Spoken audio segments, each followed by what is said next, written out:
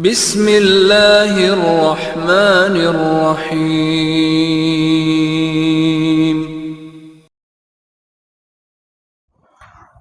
اعوذ باللہ من الشیطان الرجیم، بسم اللہ الرحمن الرحیم، الحمد للہ رب العالمین، صلی اللہ علی محمد وآلہ الطیبین الطاہرین المعصومین الذین اذہب اللہ عنہم الرجس وطہرہم تطہیرا۔ الاستدلال بالعقل، توجہ فرمائیں، اخباری شبہ حکمیہ تحریمیہ میں جہاں پر شبہ حکم تحریمیہ ہو وہ بھی لفقدان النص، اس میں وہ اصالۃ الاحتیاط جاری کرتے ہیں۔ اس کے لیے انہوں نے قرآن سے بھی دلیل دی ہے اور روایات سے بھی دلیلیں پیش کی ہیں۔ اہم ترین ان کی دلیل وہ روایات تثلیث تھیں، صاحب کتاب نے جواب دیا۔ ابھی تیسری ان کی دلیل ہے، عقل کے ذریعے استدلال کرتے ہیں کہ شبہ حکمیہ تحریمیہ لاجل فقدان النص میں اصالۃ الاحتیاط جاری کرتے ہیں۔ ان کی دلیل کا جو محوری نقطہ ہے وہ ہے علم اجمالی کی منجزیت، کہ علم اجمالی کیا ہوتا ہے؟ منجز ہوتا ہے، اور اس کو سارے تسلیم کرتے ہیں کہ علم اجمالی کیا ہوتا ہے؟ منجز ہوتا ہے۔ وضاحت کرتا ہوں، کہتے ہیں کہ آپ قطع نظر روایات کے، آیات کے، اجماع عقل کے یعنی ادلہ کی طرف رجوع کرنے سے پہلے ہمیں علم ہے کہ شریعت میں کچھ چیزیں حرام ہیں، اور جو چیزیں حرام ہیں ہماری ذمہ داری کیا ہے ان کے مقابلے میں؟ حرام کے مقابلے میں ہماری کیا ذمہ داری ہے؟ اجتناب کریں، ٹھیک ہے؟ آیت قرآن مجید کے وما نہاکم عنہ فانتہوا، جس سے میرا رسول تمہیں روکے اس سے رک جاؤ، ٹھیک ہو گیا؟ ادلہ کی طرف رجوع کرنے سے پہلے ہمیں علم ہے کہ کچھ حرام چیزیں موجود ہیں۔ اب آ جاتے ہیں، مجتہد آتا ہے، قرآن احادیث کی طرف رجوع کرتا ہے، رجوع کرنے کے بعد چند چیزوں کے حرام ہونے کا علم ہو گیا، 20 مورد 30 مورد 40 مورد، جھوٹ حرام ہے، غیبت حرام ہے، مومن کا مال کھانا حرام ہے بغیر اجازت کے، وغیرہ وغیرہ، ٹھیک ہے جی؟ تو کچھ ایسے محرمات ہیں جس کا اس کو علم حاصل ہو گیا، یقیناً ان سے اجتناب بھی واجب ہے۔ ادھر سے یہ بھی علم ہے اجمالاً کہ کچھ اور چیزیں بھی حرام ہیں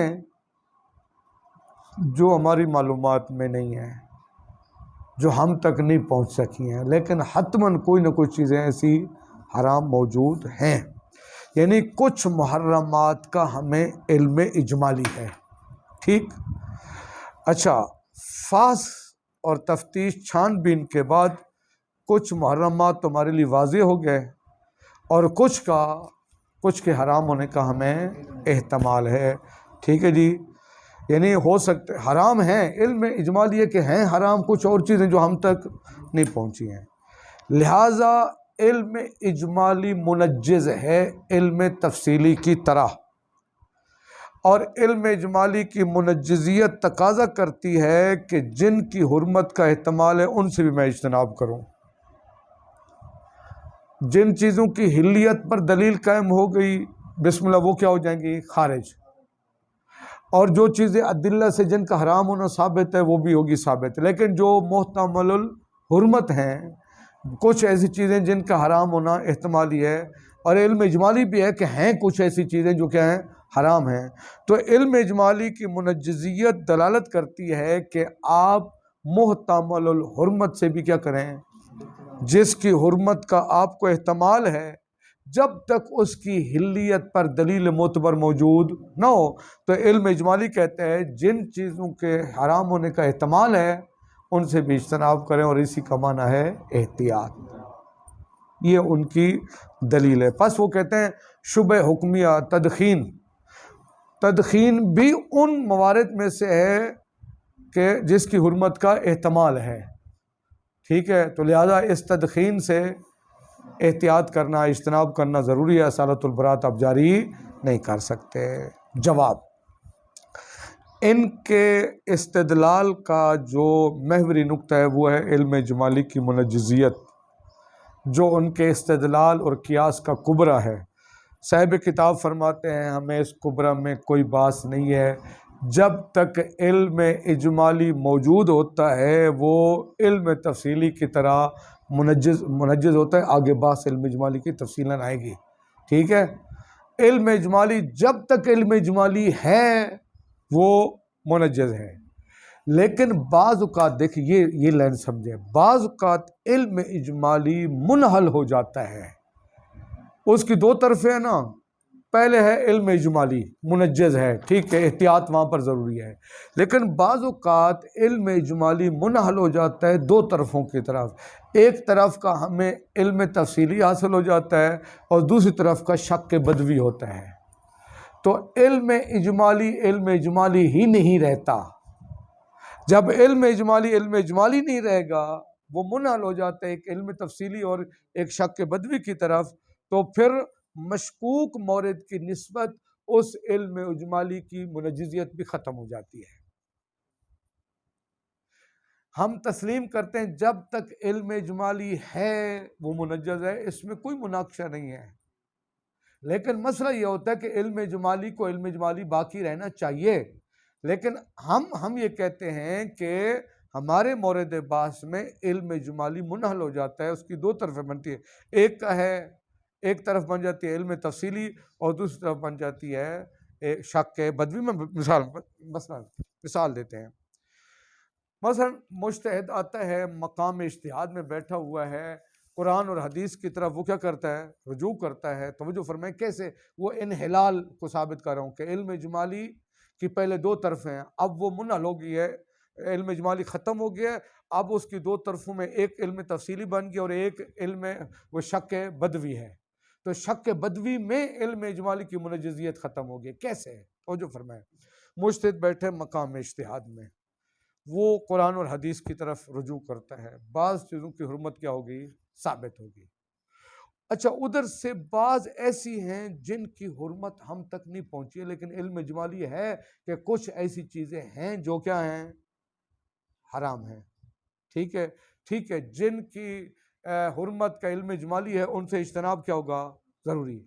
لیکن مجتہد ابھی مقام اجتہاد میں بیٹھا ہے، وہ ادلہ کی چھان بین کرتا ہے، اور جہاں جہاں ادلہ موجود ہو سکتی ہیں ان کی طرف وہ کیا کرتا ہے؟ رجوع کرتا ہے، تلاش کرتا ہے، محنت کرتا ہے۔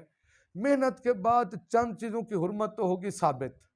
توجہ فرمائیں، جب چند چیزوں کی حرمت ثابت ہوگی، بعد دوسرے مرحلے میں اس نے تلاش کی ادلہ سے چند چیزوں کی حرمت کیا ہوگی، تو اس کا مطلب ہے ان چند چیزوں کا علم اجمالی تبدیل ہو گیا علم تفصیلی میں، چونکہ فحص اور چھان بین کے بعد کچھ اور محرمات کا اس کو علم تفصیلی حاصل ہو گیا۔ پہلے اجمالاً معلوم تھا کہ کچھ محرمات ہیں، جب ادلہ کی طرف رجوع کیا تو کچھ محرمات کا علم تفصیلی حاصل ہو گیا۔ واضح ہوئی بات؟ کچھ یعنی ایک تو شروع میں کلیئر ہو گیا بھی یہ محرمات ہے، اس کے بعد وہ ادلہ کی طرف کیا کرتا ہے؟ رجوع کرتا ہے۔ ادلہ کی طرف رجوع کرنے کے بعد کچھ امور ہیں جن کی حرمت ثابت ہو جاتی ہے، ان پر دلیل معتبر قائم ہو جاتی ہے، تو وہ چیزیں ان کا علم تفصیلی ہمیں حاصل ہو جائے گا۔ جب علم تفصیلی حاصل ہو گیا تو وہ کیا ہے؟ ان سے اجتناب کرنا ضروری ہے، لیکن احتمال ہے کہ شاید کچھ اور چیزیں بھی ہوں جو حرام ہوں لیکن ہمیں معلوم نہ ہو، تو وہ کیا کرتا ہے؟ ادلہ کی طرف رجوع کرتے ہیں، ان مشکوک موارد کے بارے میں اس کو کوئی دلیل نہیں ملتی ہے، تو وہ باقی موارد شک بدوی میں تبدیل ہو جاتے ہیں۔ باقی ماندہ جو موارد ہیں وہ شک بدوی، جب شک بدوی ہے اس کا مطلب ہے علم اجمالی نہیں رہا۔ میں ایک مثال دیتا ہوں، فرض کریں 100 مورد ہیں ٹوٹل، اب مثال ذہن میں رکھیں، شروع میں اس نے دیکھا جناب یہ علم اجمالی ہے کہ کچھ چیزیں کیا ہیں؟ حرام ہیں، ایک ایک کو دلیل سے ثابت کرتا گیا 40 کی حرمت ثابت ہو گئی۔ اچھا، باقی 40 کی حلیت ثابت ہے، ادلہ سے ثابت ہو گیا کہ وہ کیا ہے؟ حلال ہیں۔ باقی کتنے بچ گئے؟ 20 مورد۔ اب 20 مورد میں اس نے ادلہ تلاش کی ہیں، وہ عدلہ کے پیچھے گیا ہے، اس کو کوئی دلیل نہیں ملی ہے، تو وہ 20 مورد کیا بن جائیں گے؟ مشکوک بن جائیں گے۔ ان کی حرمت کا احتمال ہے لیکن شک بدوی ہے۔ جب شک بدوی ہے تو ہم پہلے بتا چکے ہیں شک بدوی میں کیا جاری کرتے ہیں؟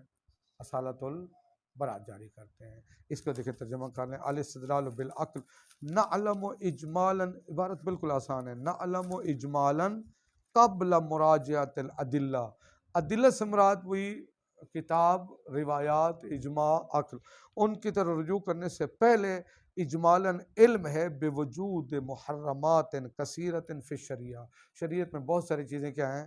حرام ہیں، التی یجب الخروج عن عہدتها، وہ جو چیزیں حرام ہیں ہماری کیا ذمہ داری ہے؟ ان سے اجتناب کریں نا، یعنی اپنی ذمہ داری کو ان سے بچائیں اپنے آپ کو۔ کیوں؟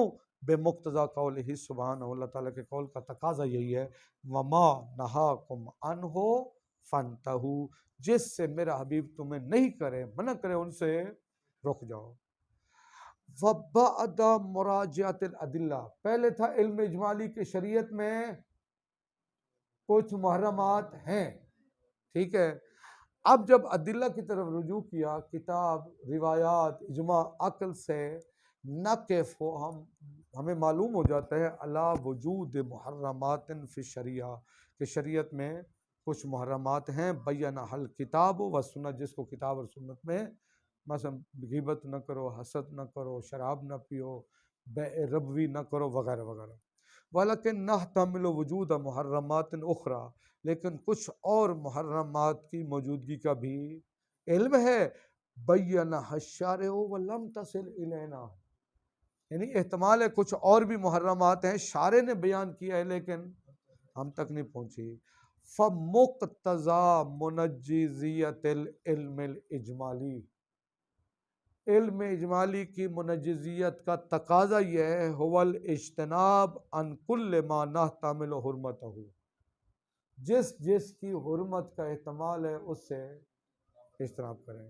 اذا لم یکن ہناک دلیل علی حلیتی، جب تک اس کی حلیت پر کوئی دلیل موجود نہ ہو، حتیٰ تاکہ نعلم، ہمیں علم ہو جائے، بالخروج عن عہدۃ تکلیف القطعی، ہماری جو ذمہ داری تھی ہم نے اپنی ذمہ داری کو پورا کر دیا ہے۔ یقین تب ہوگا جب آپ حرمت احتمالی سے اپنے دامن کو بچائیں۔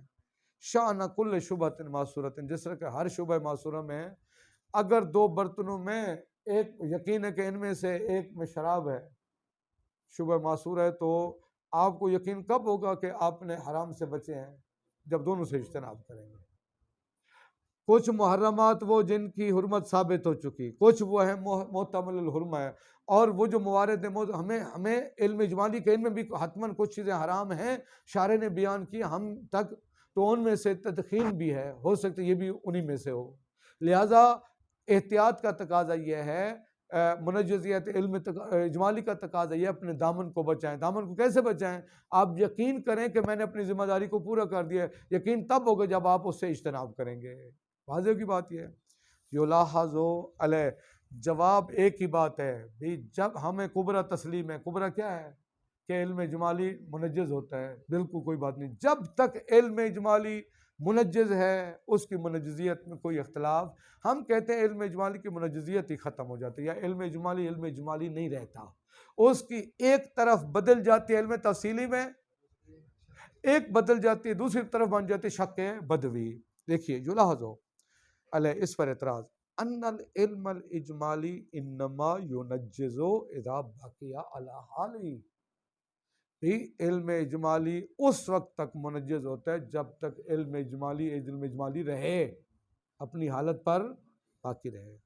اما اذا انحل الى علم تفصیلی و شک بدوی، جب علم اجمالی منحل ہو جائے علم تفصیلی اور شک بدوی کی طرف، فلا یکون منجزا، تو وہ منجز، جب منجز نہیں ہے، وَيَكُونُ الْمَشْكُوكُ مَوْرِدًا لِلْبَرَاءَةِ، تو جو مشکوک مورد ہے، مشکوک مورد کی نسبت علم اجمالی کی منجزیت ختم ہو چکی ہے، لہذا احتیاط بھی ضروری نہیں ہے، اجتناب بھی ضروری نتیجتاً وہ کون سا قاعدہ جاری کریں گے؟ اصالت البراءت۔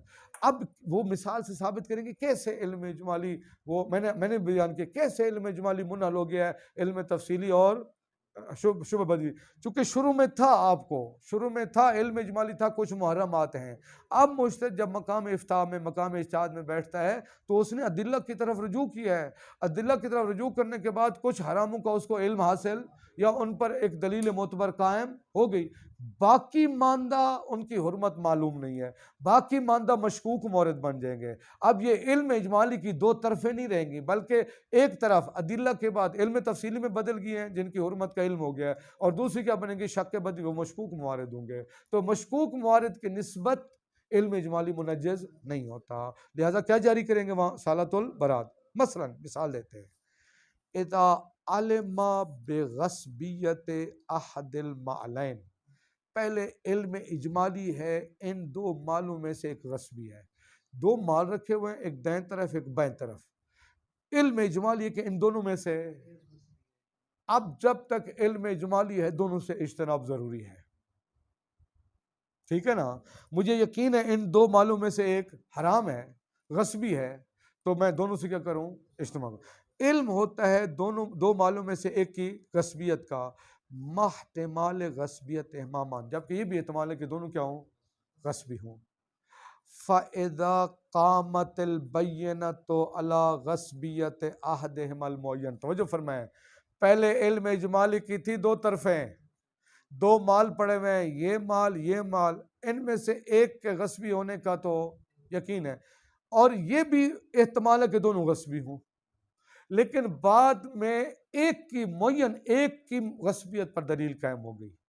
اصل بات کو دے بعض دلہ کے بعد بعض محرمات ثابت ہو گئے، یہاں کہتے ہیں بعد میں ایک معین مال کی غصبیت پر کیا ہو گئی؟ دلیل قائم ہو گئی۔ تو ان حل العلم الاجمالی الى علم تفصیلی بالحرمہ، اب علم اجمالی کیا ہے؟ منحل ہو گیا ہے۔ کس طرح منحل ہو گیا ہے؟ ایک کی حرمت کا علم تفصیلی ہے، وہ جس کی غصبی ہونے پر دلیل معتبر قائم ہو گئی ہے، اس کی حرمت کا کیا بن جائے گا؟ علم تفصیلی۔ وہ کون سی صورت ہے؟ ما قامت البینۃ علی غصبیتی، جس کی غصبیت پر دلیل قائم ہو چکی ہے۔ وشک بدوی، کس پر عطف کریں؟ ان حل العلم الاجمالی الی علم تفصیلی شک بدوی، وہو المال الاخر، وہ دوسرا مال الذی یحتمل ایضا غصبیتہ، جس کی غصبیت کا احتمال ہے لیکن اس کے غصبی ہونے پر دلیل معتبر قائم، وہ مشکوک مورد رہے گا۔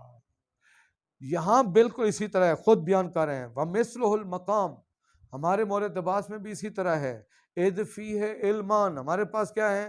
دو علم ہے، احدہما العلم الاجمالی بوجود محرمات فی الشریعہ، ہمیں علم اجمالی ہے کہ شریعت میں کچھ محرمات ہیں، توجہ فرمائیں، علم ادلہ کے رجوع کرنے سے پہلے علم اجمالی منجز ہے، اور علم اجمالی اپنی حالت پر، دیکھیے نا، ادلہ کی طرف رجوع کرنے سے پہلے، اگر ادلہ کی طرف رجوع نہ کریں پہلے یہ یقین ہے کہ جناب حرام ہیں، تو حرمت جو تدخین کے حرمت ہے وہ بھی احتمالی ہے، یہاں علم اجمالی منجز ہے، یہاں علم اجمالی منجز ہے ادلہ کی طرف رجوع کرنے سے پہلے، ٹھیک ہے جی۔ ہمیں علم اجمالی ہے کہ شریعت میں محرمات ہیں، والتی اشیر الیہا فی الآیت المقدمہ وما نہاکم عنہ فانتہوا، بھی اس کی طرف اشارہ کاری ہے۔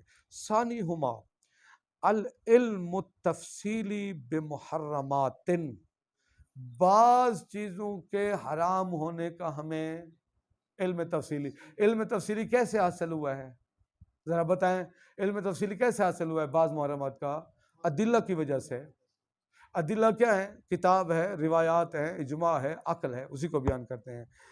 یعنی ہمیں علم تفصیلی ہے محرمات کا، واردتن، وہ محرمات جو وارد ہوئے ہیں، فی الطرق، یعنی ان طرق سے مراد قطعی ادلہ، جو یقینی ادلہ کتاب ہے، والامارات، اور امارات، والاصول المثبتۃ للتکلیف، اور وہ اصول جو کسی تکلیف کو ثابت کرتے ہیں، کاستصحاب الحرمہ۔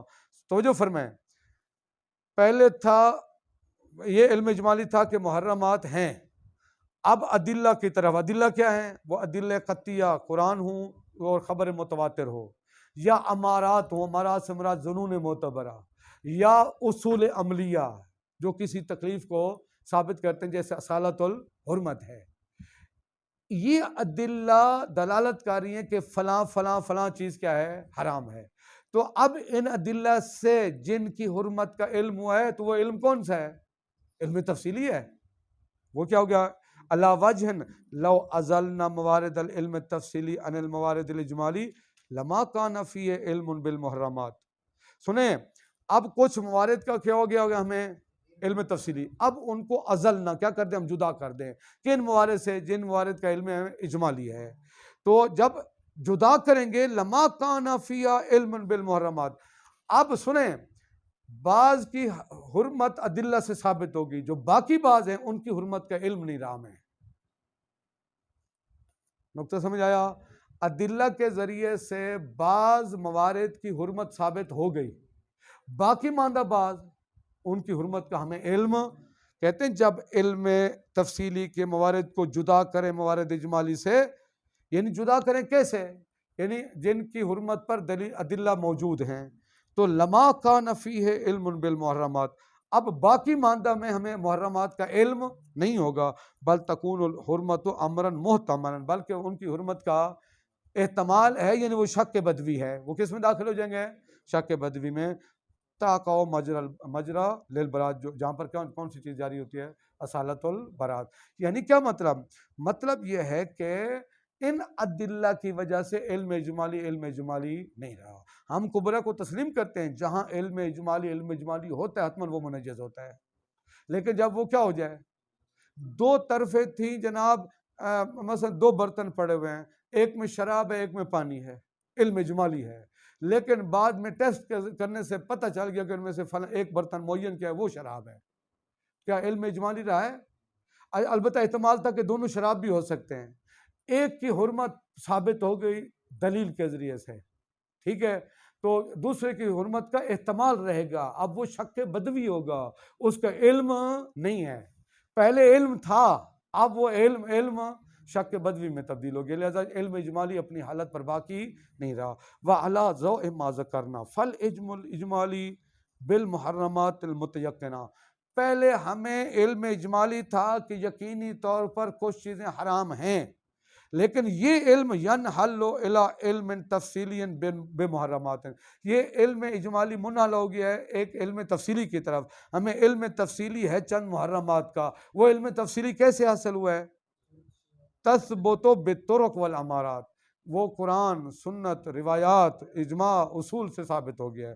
وَإِلَى شَكٍ بَدْوِيٍ، اور یہ دوسری اس کی طرف کون سی ہے؟ شک بدوی محتمل الحرمت، جس کی حرمت کا احتمال ہے۔ وَفِي مِثْلِ ذَلِكَ يَنْتَفِي الْعِلْمُ الْإِجْمَالِي، تو مشکوک موارد کی نسبت علم اجمالی کیا ہو جائے گا؟ منتفی، فلا یکون مؤثرا، لہذا وہ منجز اور مؤثر بھی۔ وَتَكُونُ الْبَرَاءَةُ هِيَ الْحَاكِمَةُ فِي مَوْرِدِ الشُّبْهَاتِ، تو جو مشکوک موارد ہیں وہاں پر حاکم کون ہوگی؟ اصالت البراءت ہوگی، وہ اصالت الاحتیاط نہیں ہوگی۔ بات سمجھ آ گئی ہے؟ یہ تھا ان کی ادلہ کس سے متعلق؟ ادلہ اخباریین شبہ حکمیہ تحریمیہ میں اصالت الاحتیاط پر، ٹھیک ہے جی۔ اب اگلی بات کون سی ہے؟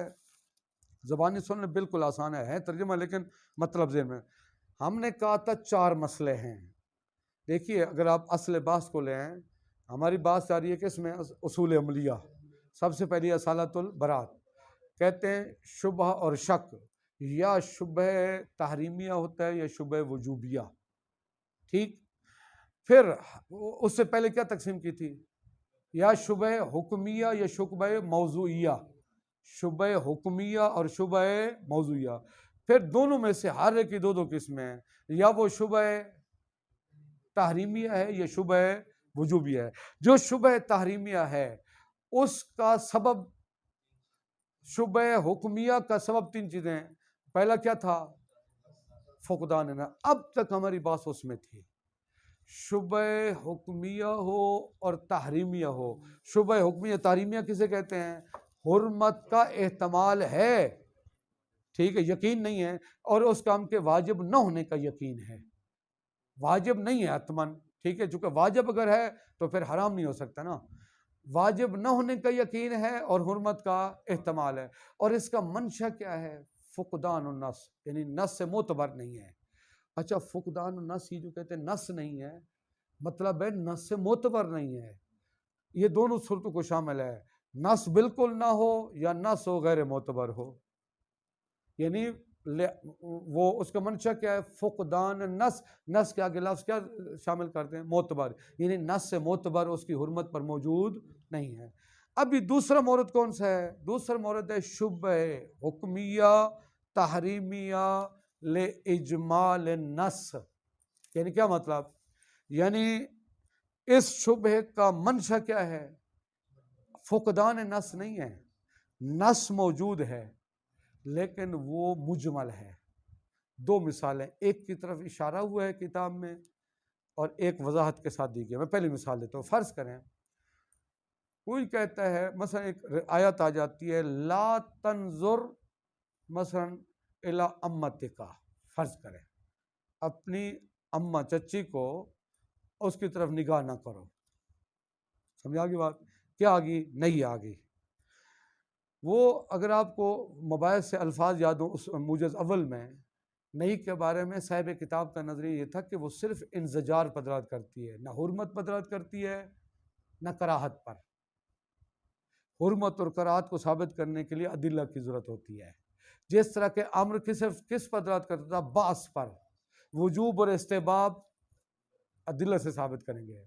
اب لا تنظر کیا آ گئی ہے؟ نہیں آ گئی ہے۔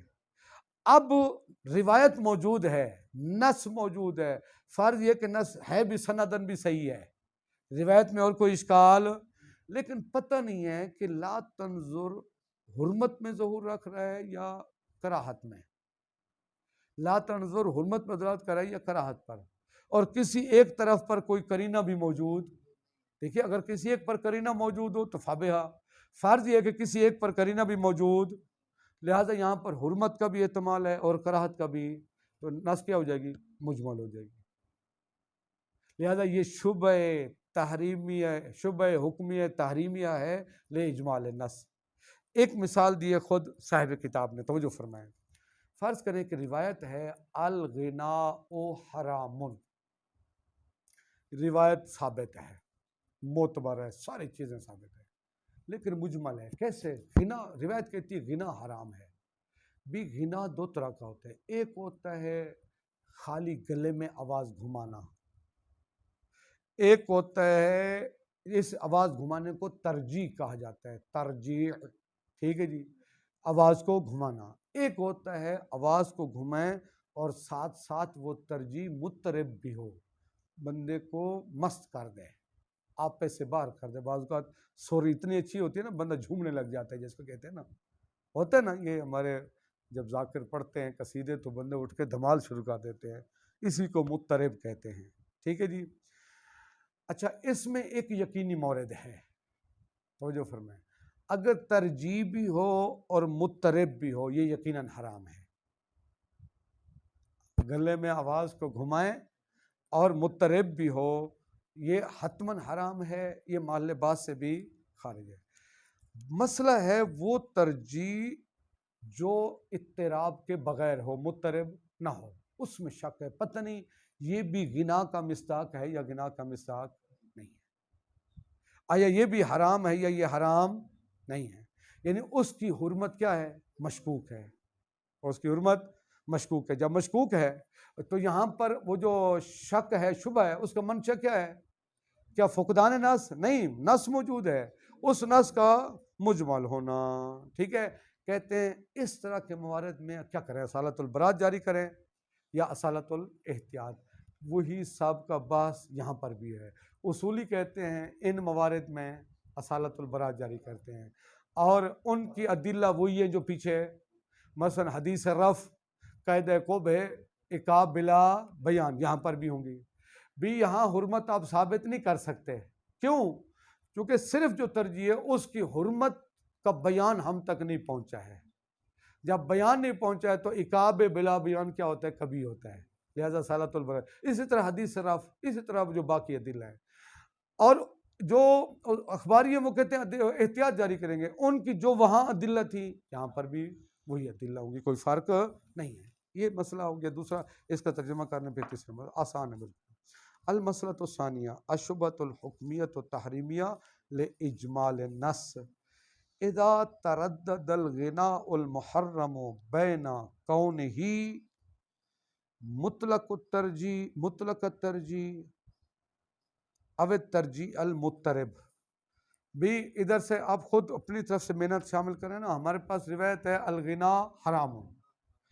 اب یہ غناء حرام مردد ہے، نہیں معلوم یہ مردد ہو گیا ہے کیا صرف مطلق ترجیح یا ترجیح مضطرب، کون سی چیز حرام ہے؟ فیکون الترجیح المضطرب قطعی الحرمہ. کیا مطلب؟ وہ ترجیح جو مضطرب ہے، ٹھیک ہے، اس کی حرمت تو کیا ہوگی؟ قطعی، لہذا وہ محل بحث سے بھی خارج. والترجیح بلا ترب، لیکن وہ ترجیح جس میں اضطراب نہ ہو، جو مضطرب نہ ہو، مشکوک الحکم، وہ کیا ہوگی؟ مشکوک الحکم ہوگی، یعنی اس کی حرمت ثابت نہیں ہے. تو روایت اس خالی ترجیح کے حوالے سے مجمل ہے. خالی ترجیح ہو، خالی گلے میں آواز گھمائی جائے، اس حوالے سے روایت کیا ہے؟ مجمل ہے. فیکون مجرا للبرات، تو کیا کریں گے یہاں پر؟ برات جاری کریں گے. نہیں والی مثال جو میں نے دی ہے، انہوں نے اشارہ کیا، مثال نہیں دی ہے. ومثلہ نہیں المجرد عن القرینہ. دیکھیے کسی جگہ پر نہیں آ جائے اور وہ نہیں قرینہ سے ادھر سے ہم قائل ہوں کہ نہیں حرمت میں ظہور بھی نہیں رکھتی ہے، کراہت میں بھی ظہور نہیں رکھتی ہے، نہیں صرف دلالت کرتی ہے انزجار پر، رک جائیں بس، ٹھیک ہے، سمجھا گی بات نا. لیکن اگر وہاں قائل ہوتے ہیں کہ نہیں حرمت میں ظہور رکھتی ہے، پھر تو ثابت ہو جائے گا نا. ہمارے مورد باز کہاں پر ہے؟ ایک مورد سے متعلق ہے یہ نہیں لا تنظر الی امتک، ٹھیک ہے. اب یہ لا تنظر ہمارا فرض یہ ہے کہ اشتراکی بین الحرمت والکراہت، اس کا کسی میں ظہور نہیں ہے اور کسی ایک پر قرینہ بھی موجود نہیں ہے. تو یہاں پر اس حوالے سے یہ نہیں کیا ہو جائے گی؟ مجمل ہو جائے گی. یہاں پر کیا ہو جائے گی؟ مجمل ہوگی. لہٰذا یہاں کیا جاری کریں گے؟ اصولیوں کے نزدیک اصالۃ البراءت جاری کریں گے. والحکم فی هذه المسألۃ حکم ما ذکر فی المسألۃ الاولی. اس مسئلے کا حکم بھی وہی ہے جو لے فقدان نص والے مسئلے میں بیان کیا گیا ہے. وہ کیا ہے؟ من البراءت، وہ برات کا حکم ہوگا. عن الحرمت، حرمت سے برات کا حکم ہوگا، یعنی اصولیوں کے نزدیک. والادلۃ المذکورۃ من الطرفین، اخباری اور رسولی دونوں طرفوں کی جو ادلہ ہیں جو وہاں ذکر ہوئی ہیں، جاریۃ فی المقام، وہ یہاں پر بھی جاری ہوں گی. اشکالاً و جواباً، یعنی جو ہم نے اخباریوں کے ادلہ پر یا اخباریوں نے جو وہاں ادلہ دیا ہم نے اشکال کیا، وہ یہاں پر بھی ہوگا.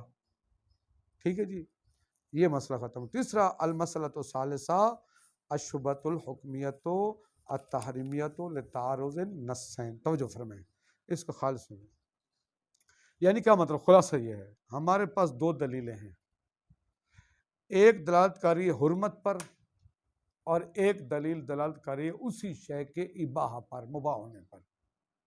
سمجھا کی بات نا؟ اور سنیں، دو دلیلیں ہیں، دو روایتیں ہیں. ایک روایت دلالت کاری ہے ایک کام کے حرام ہونے پر، دوسری اباحہ پر. کہتے ہیں جب تعارض ادلہ ہو، آگے انشاءاللہ تعادل و تراجی کی بات میں بیان کریں گے، سب سے پہلے مرجحات کو دیکھا جاتا ہے.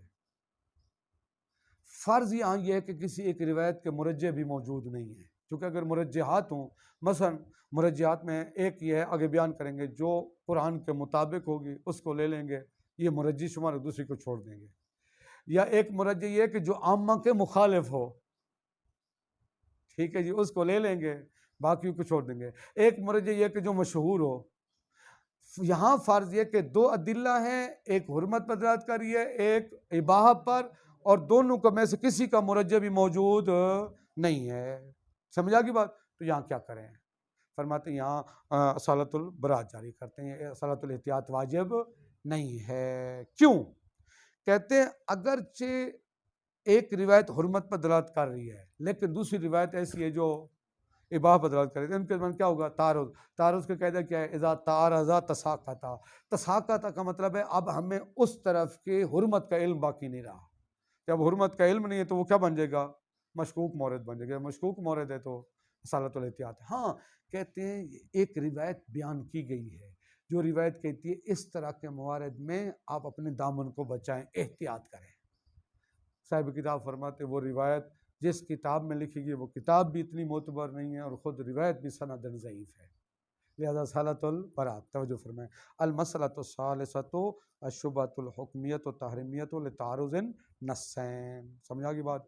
اذا دل دلیل علی الحرمۃ ودلیل آخر علی الاباحۃ. ایک دلیل دلالت کر رہی ہے کس پر؟ اور ایک دلیل دلالت کر رہی ہے اباحت پر. وَلَمْ يَكُنْ لِأَحَدِهِمَا مُرَجِّحٌ. اور فرض یہ ہے کہ کسی ایک کا مرجح بھی موجود نہیں ہے. سنیں، جب مرجح موجود نہیں ہے تو پھر یہاں اصالت الاحتیاط لازمی نہیں ہے کہ آپ حرمت والی طرف کو لیں، یعنی اس پر عمل کریں، اس سے احتیاط کریں. یہ ضروری کہتے ہیں فلا یجب الاحتیاط. یہاں پر احتیاط واجب. احتیاط کس طرح کریں؟ بالاخذ بجانب الحرمہ، یعنی حرمت کی جانب کو لے لیں اور اس کی نسبت احتیاط کریں. یہ ضروری کیوں ضروری نہیں ہے احتمال احتیاط؟ لعدم دلیل علیہ، چونکہ اس مشکوک مورد میں اس کی حرمت پر کوئی دلیل موجود نہیں ہے. نعم ورد اچھا دیکھیے دلیل کیوں موجود نہیں؟ کوئی کہے وہ تو ایک روایت ہے جو کہتی ہے حرام ہے، اس کے کیا جواب دیں گے؟ جہاں حرمت والی روایت ہے اس کے مقابلے میں اباحہ والی روایت بھی ہے. وہ اذا تارضا تساقطا، دونوں کا اعتبار ختم ہو جائے گا. ٹھیک ہے جی. لہذا اس کا مطلب ہے اس کی حرمت کا ہمیں علم نہیں رہا. جب حرمت کا علم نہیں رہا تو احتیاط بھی ضروری نہیں ہے. کہتے ہیں ہاں نام وارد الاحتیاط فی روایت. ایک روایت میں احتیاط وارد ہوئی اس طرح کے موارد میں، یعنی جہاں آپ کو ایک شے کی حرمت اور مباح ہونے کا احتمال ہو، وہاں کیا کریں؟ روایت کہتی ہے. کہتے ہیں واردت، یہ روایت وارد ہوئی ہے فی اوال العالی. یہ کتاب ہے اوال العالی. بعض نے غوال العالی بھی پڑھا ہے، دونوں بہرحال. اچھا یہ کتاب، اس میں یہ روایت موجود ہے. نقلہا عن العلامہ، صاحب اوالی نے اس روایت کو نقل کیا ہے علامہ سے. توجہ فرمائیں. اچھا آگے یہ علامہ نے اس کو مرفوعاً زرارت سے نقل کیا ہے، یعنی یہ روایت مرفوع ہے. کس طرح؟ علامہ کہتے ہیں، یعنی انہوں نے کہا، علامہ کہتے ہیں وہ صاحب الوالی کہتا ہے ان العلامہ ان زرارہ، علامہ سے لے کر زرارہ تک درمیان میں کوئی بھی وہ جو واسطے وہ موجود نہیں ہے. اس طرح کی روایت کو کیا کہتے ہیں؟ روایت مرفوعہ، یعنی درمیان میں سند موجود نہ ہو. ڈائریکٹ ان العلامہ ان زرارہ ان جعفر صادق علیہ السلام. تو اس قسم کی روایت کو کہتے ہیں، پہلی بات یہ کہ روایت کیا ہے؟ مرفوع ہے. تو جو عبارت اس طرح کریں گے، یہ روایت وارد ہوئی ہے اوال العالی میں. نقلہا کمرج روایت، اس روایت کو نقل کیا گیا ہے ان العلامہ، علامہ سے. رفعہا، رفع میں ضمیر کا مرجع علامہ، ہا کا مرجع روایت. علامہ نے یعنی رفع العلامۃ الروایتہ، علامہ نے اس روایت کو مرفوع نقل کیا ہے الی زرارہ. کس کی طرف؟ یعنی یہ روایت کون سی ہے؟ مرفوع ہے. ان مولانا ابی جعفر علیہ السلام، یعنی امام محمد باقر علیہ السلام، انہ قال فی الخبرین المتعارضین. امام نے فرمایا جب جو متعارض خبریں ہوں تو فخذ بما فیہ الحائطۃ لدینک، اس کو لے لو جو آپ کے دین کی محافظ بن جائے.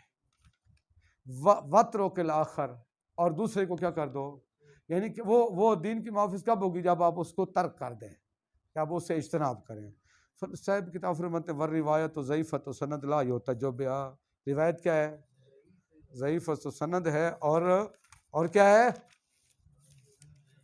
یہ معتبر، اس کے ذریعے یہ دلیل نہیں بن سکتی، یہ احتیاط کی دلیل نہیں بن سکتی. اگلا درس علیحدہ ریکارڈ